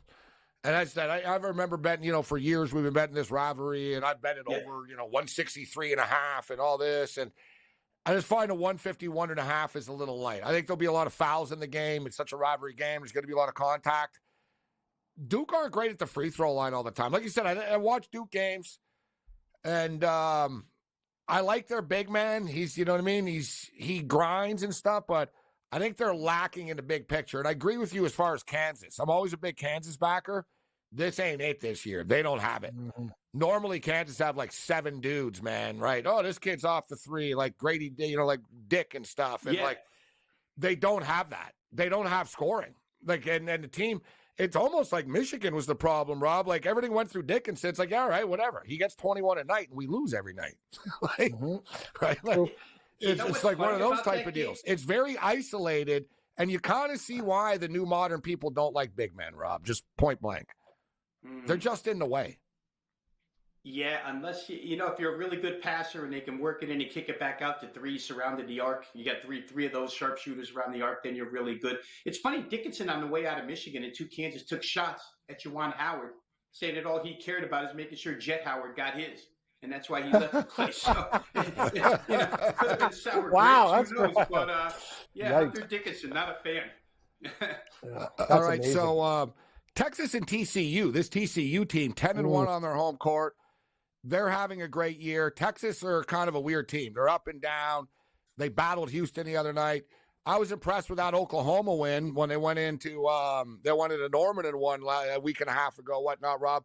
But it's hard to get in front of TCU. I took Texas Tech the other night, plus the points. I was right there, but it got away from me in the last 30 seconds. Yeah, they scored, Gabe. And when I see TCU on the card, the first way I look is over with them. Jamie Dixon, it's funny. Seems like a different coach than the guy who coached Pittsburgh, right? Defensive-minded. And since he's gotten to TCU, they're a pretty high-scoring team and not as much defense. But Texas, and the reason why I took them the other night is they do have some pretty good offensive numbers. They just haven't been consistent all season long. When you have that Max Asmus leading the way, you should be a little bit better. And they've got other pieces besides him. So I took a look at the total. Texas has played a really, I just want to say, they played a hard little run, man.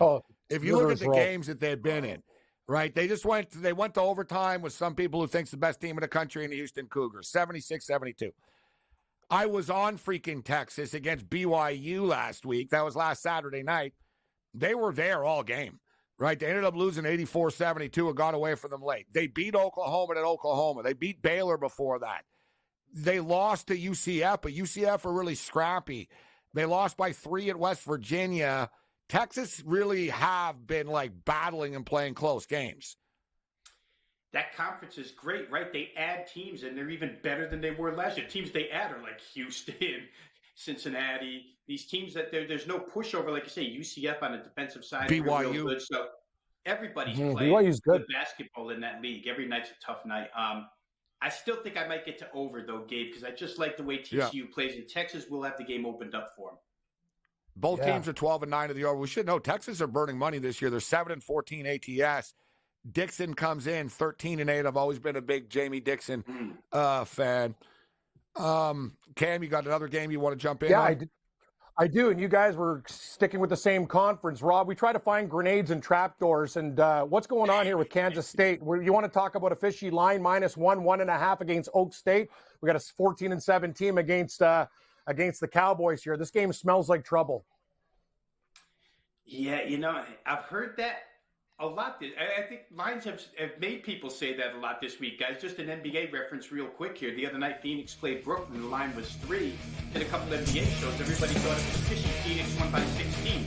Better teams. K-State were terrible in their last game against Oklahoma.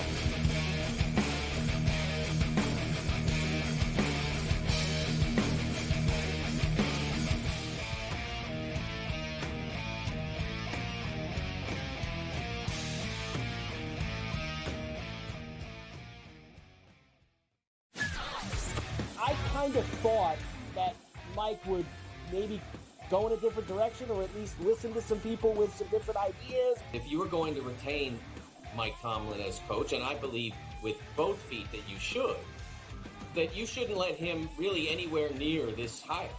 That he had proved over the years that this was not an area of comfort or expertise for him. Pharrell Coast to Coast, only on SportsGrid. Your gut says Miami is going to win, and you should take the over. Your gut also said your NFT selfies would only go up in value. They didn't. But your head is on SportsGrid and knows the QB is in concussion protocol. The backup has a 45 QBR against the zone coverage. The New York D has the most sacks in the league. So yeah, trust your head. It's smarter to be on SportsGrid.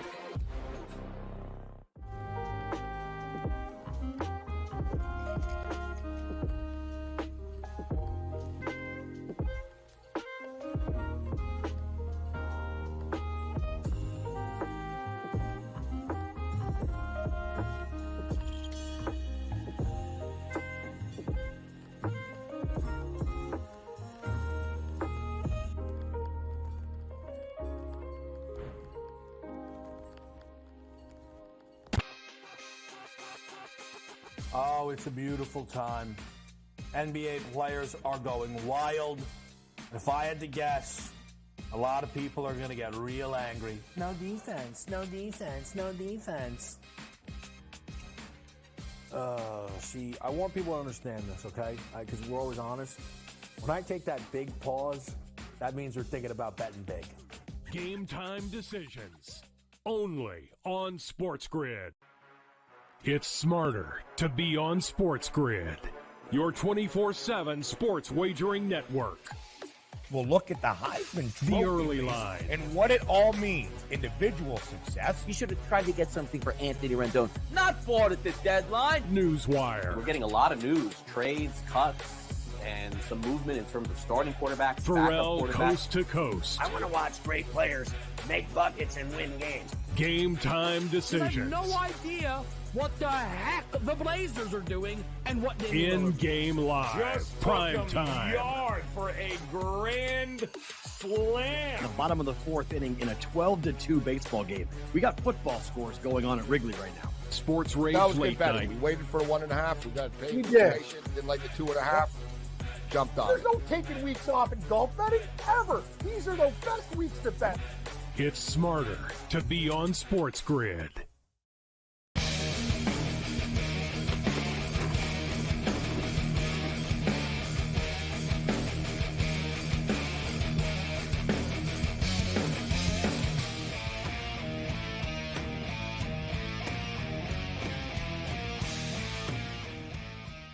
This is Sports Rage. I am Morency. We're kicking it. The Friday Night Free Show continues.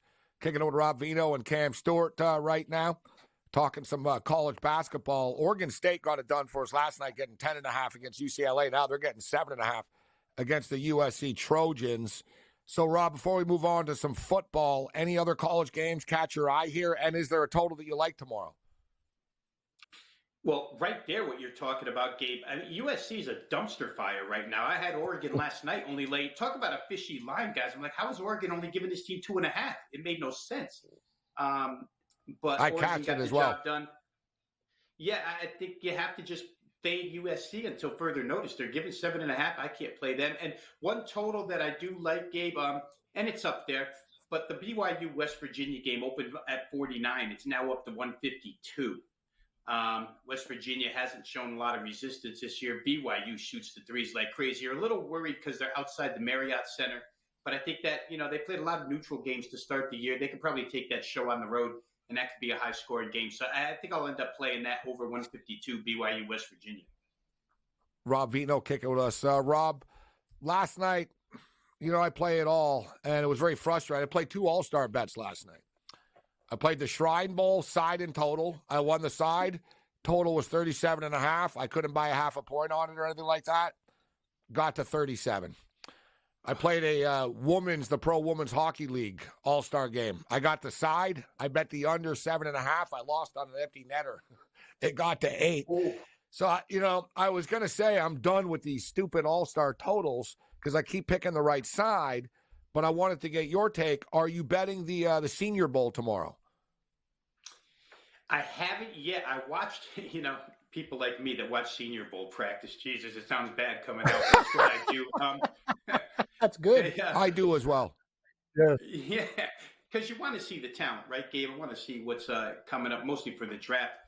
But generally speaking, I play those games under because the offenses aren't as cohesive. But in recent years, I find myself shying away from that a little bit more because the defensive rules aren't the same. And there used to be some unwritten rules. Now there really aren't many unwritten rules anymore in these types of games. They do take shots downfield. So I think if I were going to play it, I'd probably look over it. What is the total right now on that game? 39.5. And I agree with you 100%.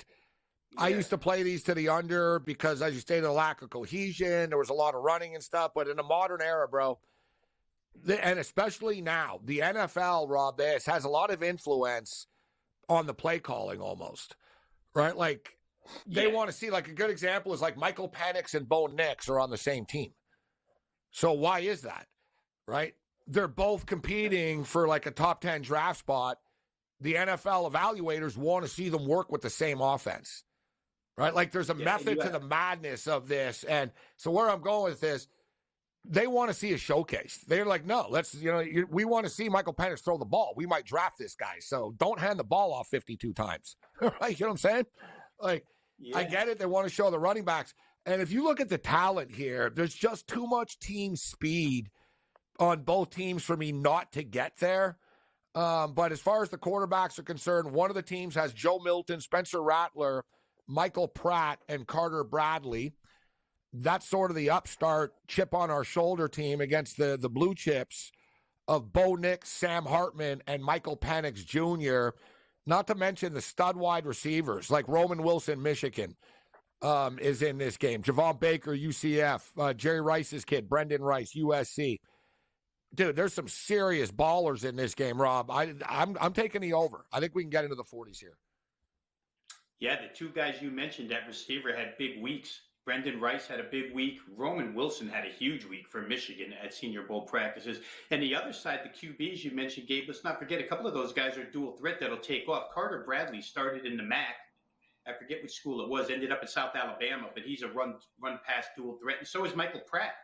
And Michael Pratt's trying to move up the draft ladder. And I agree with what you said. Years ago, Gabe, real quick, these coaching staffs weren't complete full NFL staffs the way they are now. That changed not very recently, but a while back. And when you have the NFL coaching staff, to your point about them wanting to evaluate and see, that's why I think we lean a little away from the under anymore. It's a little different than years ago when we used to get to play the blue-gray game. Remember the blue-gray game, Kelly blue-gray Tigers game? Yeah, I loved it. And when they still had option Christmas offenses. morning.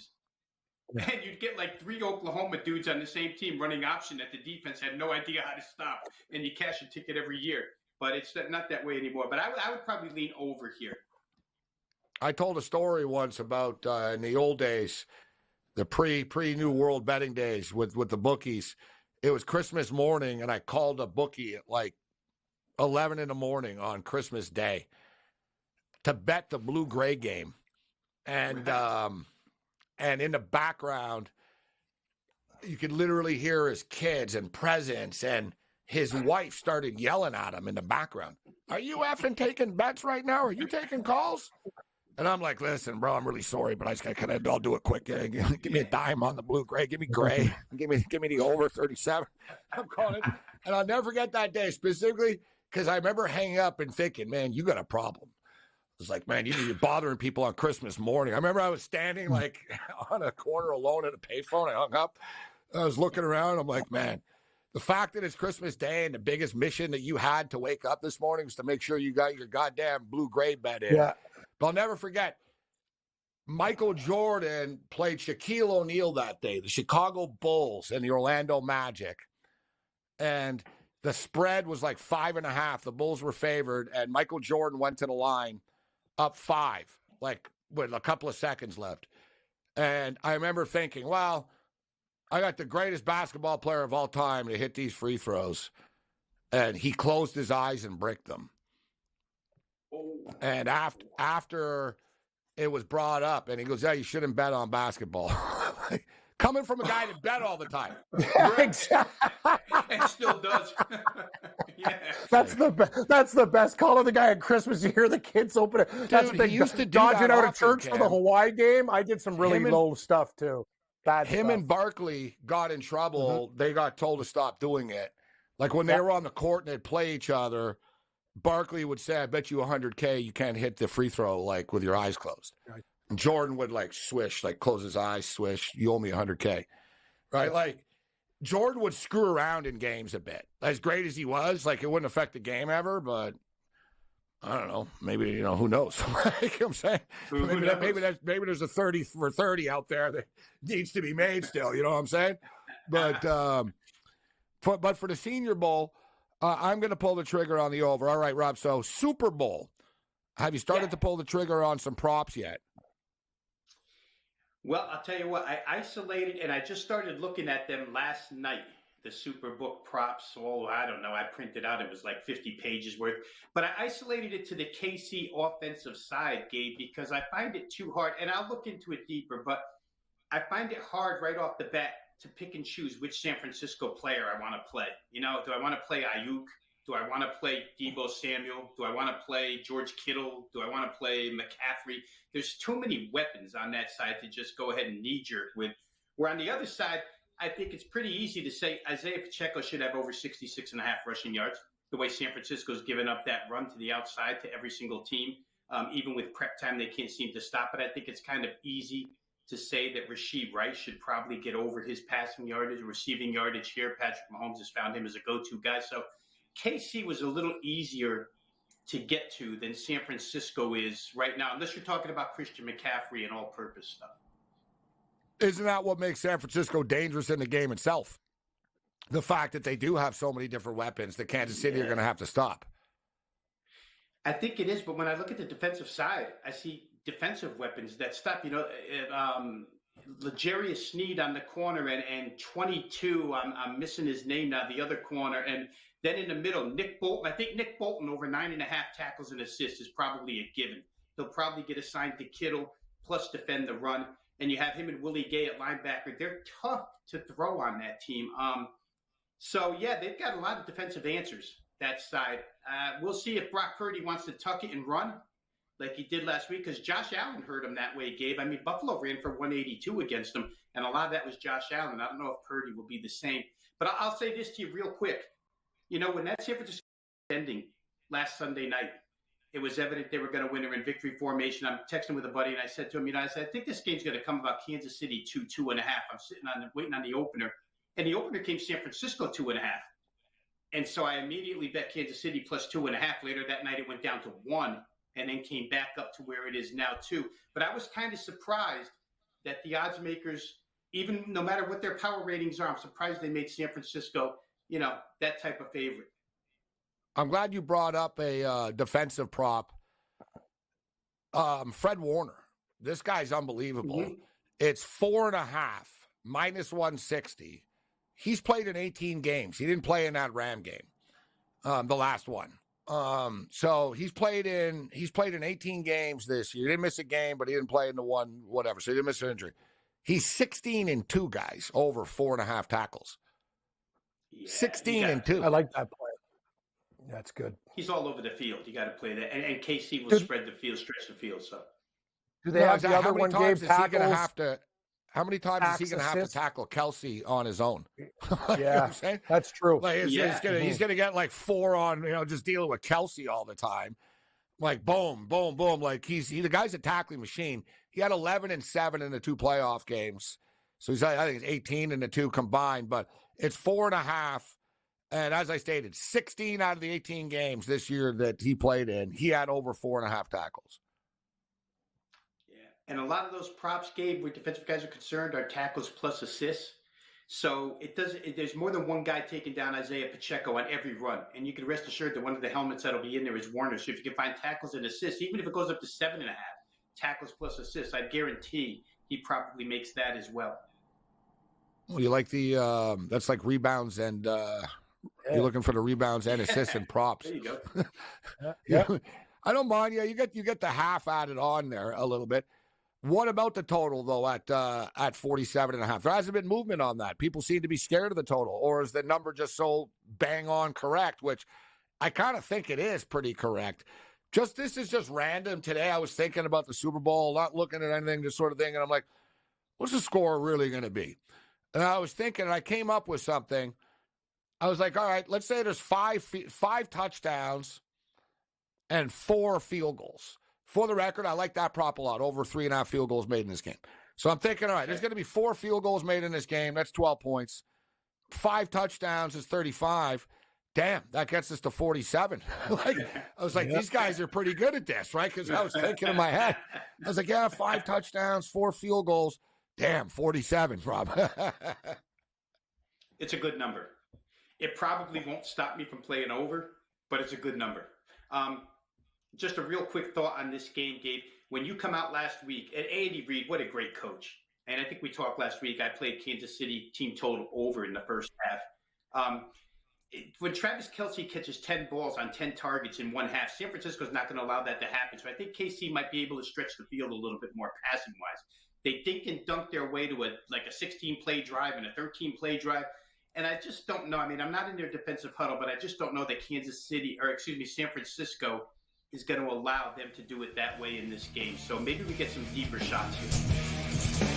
Awesome stuff as always, Rob Robino Sports.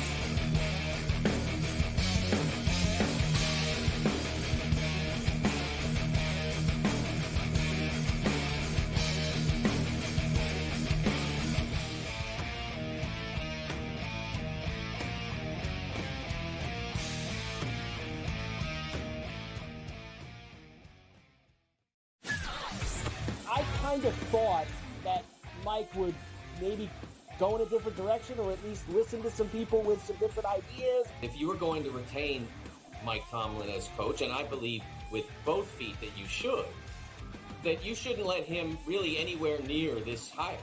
That he had proof over the years that this was not an area of comfort or expertise for him. Pharrell Coast to Coast, only on SportsGrid. Your gut says Miami is going to win, and you should take the over. Your gut also said your NFT selfies would only go up in value. They didn't. But your head is on SportsGrid and knows the QB is in concussion protocol. The backup has a 45 QBR against the zone coverage. The New York D has the most sacks in the league. So yeah, trust your head. It's smarter to be on SportsGrid.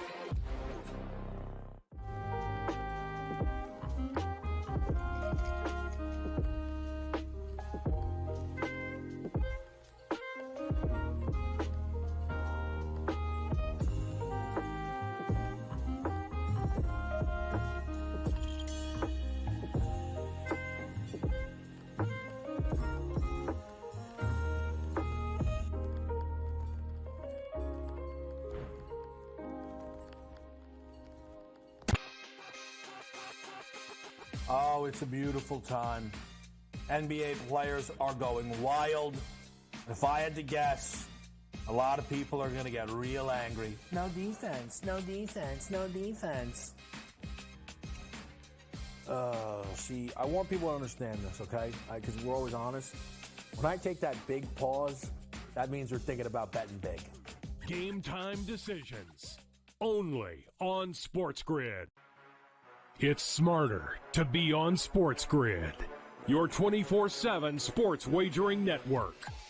We'll look at the Heisman The Trophy early race line. and what it all means. Individual success. You should have tried to get something for Anthony Rendon. Not bought at the deadline. Newswire. We're getting a lot of news, trades, cuts, and some movement in terms of starting quarterbacks, backup Pharrell quarterbacks. Coast to Coast. I want to watch great players make buckets and win games. Game time I have decisions. no idea what the heck the Blazers are doing and what they In-game live. Just Prime took 'em time. yard for a grand slam. The bottom of the fourth inning in a 12-2 baseball game. We got football scores going on at Wrigley right now. Sports That Rage was late good betting. night. We waited for a 1.5. We got paid We for did. information. Didn't like the 2.5.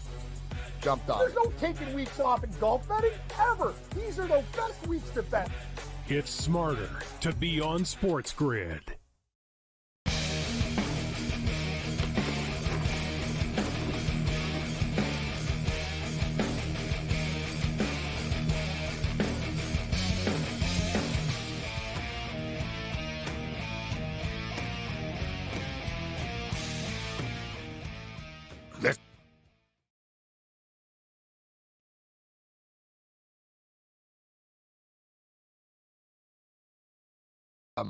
Unlike when I was a kid and I went to school, I'm fully prepared. I already have my my school projects almost ready to go. Partially, because even though I'm going to be in Vegas, but then I'm not going to be in Vegas during the game after, so I can't bet the Super Bowl in Vegas. I'm going to be in New York for the Super Bowl, so I won't even be there. So it's kind of weird. I'm going to be there, but I can't bet on the Super Bowl there. But I can bet. I will be able to bet in New Jersey when I get there, and or New York. But there's a right near the Bellworks Studios, the SportsGrid Studios. It's like a 15 minutes from Monmouth. So I'm going to go to the racetrack, and they've got a book there, and I'm going to bet there. But doesn't mean I'm going to have $5,000 cash to want to bet everything I'm going to have. And they might not have all the options that I want. And at times, like in person, you can't do the same things you can do online. Just, I'm going to have to accept whatever they give me on Super Bowl Sunday. So I'm going to place like 20 bets tonight, actually. It's going to be a pain in the ass to load them up, but I was hoping to win more tonight. I ended up breaking even.